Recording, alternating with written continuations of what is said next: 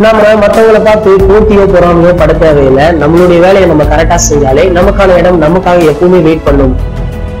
இப்போது இருக்கும் ஹீரோக்கள் தங்களுக்கு மட்டும் மாசான காட்சிகள் வேண்டும், மற்றவங்களை படத்துல கொஞ்சம் குறைத்தே காட்ட வேண்டும் அப்படின்னு சொல்லுவாங்க. ஆனா மற்றவங்களுக்கும் அதே அளவு காட்சியை கொடுக்க வேண்டும். மற்ற நடிகர்களுடன் நடிக்கும் போது எந்த ஒரு தயக்கமும் காட்டியதில்லை.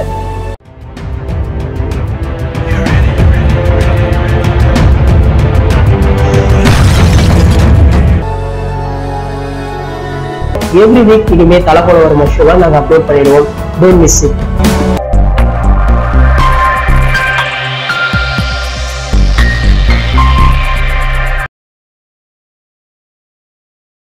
நம்ம சிவகார்த்திகேயன் சார் நயன்தாரா நடிப்புல இயக்குனர் எம் ராஜேஷ் சார் டைரக்ஷன்ல மிஸ்டர் லோக்கல் திரைப்படம் வர மே 1ஆம் தேதி ரிலீஸ் ஆக போகுது. இந்த நிலையில இந்த படத்தின் ப்ரொமோஷன் பணிகளும் தற்போது தொடங்கிட்டாங்க.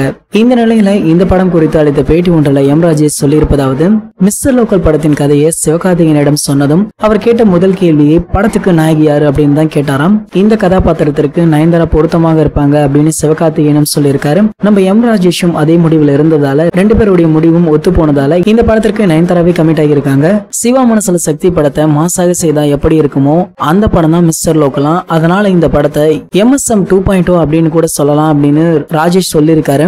தற்போது இந்த படத்தின் சிங்கிள் ட்ராக்க படக்குழு நாளை வெளியிட போவதாக திடீர் அறிவிப்பு ஒன்றையும் வெளியிட்டிருக்காங்க. இதுக்கு முன்னாடி வெளியான இந்த படத்தின் டீசரையே சிவா ரசிகர்கள் அதகலம் செஞ்சுட்டாங்க. அந்த வகையில இந்த சிங்கிள் ட்ராக்கையும் மாஸ் காட்டி விடுவாங்க அப்படின்னு எதிர்பார்க்கப்படுது. மேலும் தம்பி ராமையா இந்த படத்துல முக்கிய ரோல்ல நடித்திருப்பதாகவும் அவர் நயன்தாராவுடன் படம் முழுவதும் வருவது போல் கதை அமைக்கப்பட்டுள்ளதாகவும் டைரக்டர் சொல்லியிருக்காரு. இந்த படத்துல யோகி பாபு, சதீஷ், ரோபோ சங்கர் என காமெடி பட்டாளமே இணைஞ்சிருக்காங்க. மேலும் இந்த படத்துல சிவகார்த்திகேயனோட அம்மா கதாபாத்திரத்துல ராதிகா நடித்து அசத்திருக்காங்களாம். இந்த படத்தின் சிங்கிள் ட்ராக்குக்காக யாரெல்லாம் அவளை வெயிட் பண்றீங்களோ அதை கீழே உள்ள கமெண்ட் செக்ஷன்ல கமெண்ட் பண்ணிடுங்க. இந்த வீடியோ பிடிச்சிருந்தா லைக் பண்ணுங்க, ஷேர் பண்ணுங்க. இது போன்ற பல சினிமா செய்திகளுக்கு நம்ம சேனலை சப்ஸ்கிரைப் பண்ணுங்க.